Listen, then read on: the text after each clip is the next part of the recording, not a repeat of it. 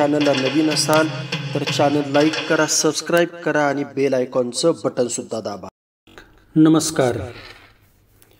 15 August स्वातंत्र्य दिनाचं भाषण या ठिकाणी देत आहे. हे भाषण सरपंच असेल, ग्रामस्थ असतील यांना करण्यासाठी उपयुक्त. आपल्या गावचा एक विकासाचा आराखडा, आपल्या गावच्या विकासाचा ध्यास आणि संकल्प या भाषणातून दिसणार आहे. जरूर ऐका शेवटपर्यंत. तुम्हाला नवनवीन ग्रामविकासाच्या कल्पना या माध्यमातून मिळणार आहेत.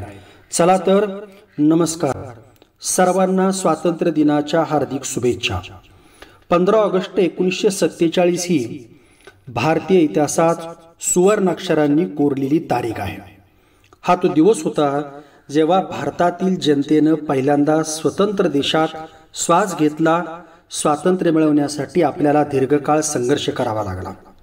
यासाठी अनेकांनी लढा दिला, अनेकांनी सरकारच्या अत्याचारांना तोंड दिले, अनेक दुखापतग्रस्त झाले, अनेक जण शहीद झाले, अनेकांनी हसत मुखानं फाशीचे चुंबन घेतले आणि मृत्यूला देखील मिठी मारली.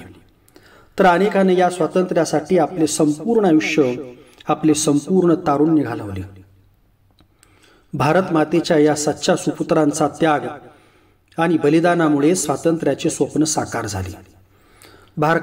भारताच्या मातेतील सुपुत्रांच्या निर्धारामुळेच आज आपण सर्वजण मोकळ्या हवे श्वास घेत आहोत आणि देशाचा राष्ट्रध्वज तिरंगा फडतावना पाहू शकत आहोत. स्वातंत्र्य मिळाले, आता त्याचे स्वराज्य करण्याची जबाबदारी आपल्या सर्व देशवासियांची, ग्रामस्थांची आहे. महात्मा गांधी नेहमी म्हणायचे, खेड्याकडे चला. खरं आहे ते. कोरोना आणि शहरातील व्यस्त आणि त्रस्त जीवनशैलीला वैतागलेली शहरवासीय पुन्हा खेड्याकडे आकर्षित होत आहेत. ते आपली नाळ पुन्हा आपल्या गावाशी भक्कम जोडण्याचा प्रयत्न करत आहे. आता जबाबदारी आहे ती आपली ग्रामस्थांची. आपला देश हा निवडणुकांचा देश म्हटले तर वावगे होणार नाही. कारण ग्रामपंचायत पासून लोकसभेपर्यंत कोणत्या ना कोणत्या कायम निवडणुका असतात. त्यामुळं अनेक वेळा गावातील वातावरण कलुषित होते. पण आपण लक्षात घेतले पाहिजे, सध्या सत्तेत कोण आणि विरोधात कोण हे समजत नाही. शिवसेनेच्या विरोधात शिवसेना, राष्ट्रवादीच्या विरोधात राष्ट्रवादी असे चित्र आहे. त्यामुळं आपण पाहिलं तर काल जे एकमेकांच्या विरोधात होते ते आज एकत्र दिसतात आणि काल जे एकत्र होते ते विरोधात दिसतात. काल एकमेकांच्या विरोधात जे गंभीर आरोप करत होते, ज्यांच्या राजकीय वैमनस्यामुळे गावागावात भावाभावात भांडणे लागली, डोकी फुटली, वैर निर्माण झाले, ते आज गळाभेट घेत आहेत. त्यामुळं ही लोकशाही आपल्यासारख्या सर्वसामान्यांना समजण्याच्या पलीकडे आहे.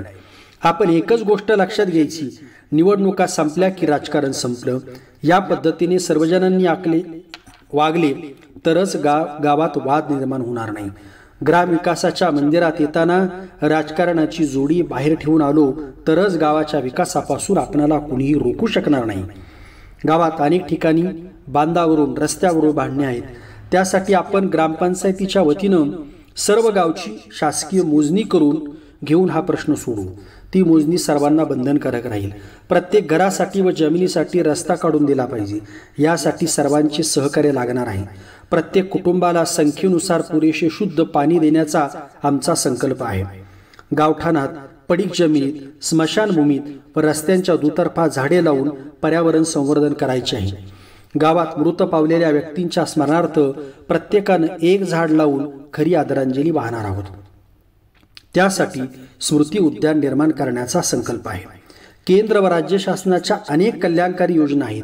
या विविध योजनांचा लाभ गावातील प्रत्येक कुटुंबापर्यंत, प्रत्येक लाभार्थीपर्यंत पोहोचण्यासाठी गावातील सर्व शासकीय कार्यालयाकडून सहकार्य केले जाणार आहे.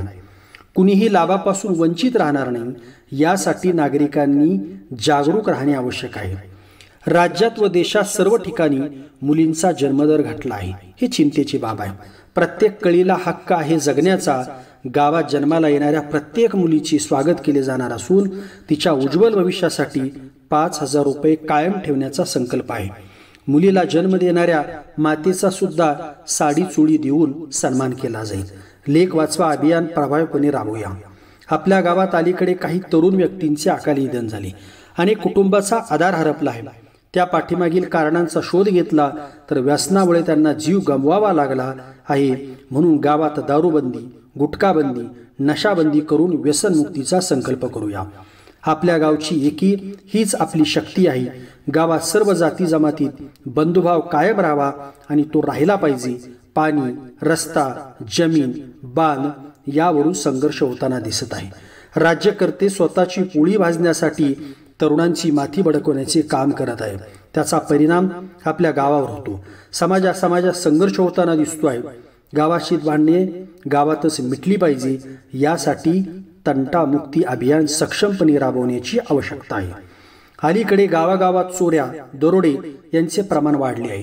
तसेच पर्यावरणाच्या ऱ्हासामुळे जंगलातील प्राणी गावात येऊन पाळीव प्राण्यावर व माणसावर हल्ले करत आहेत. यासाठी प्रत्येक वाडी वस्तीवर तेथील तरुणांचे मिळून एक ग्राम सुरक्षा दल निर्माण केले जाईल. आपल्या कचऱ्याची व सांडपाण्याची योग्य विल्हेवाट लावून स्वच्छ गाव, निर्मल गाव संकल्प करूया. जय हिंद, जय महाराष्ट्र.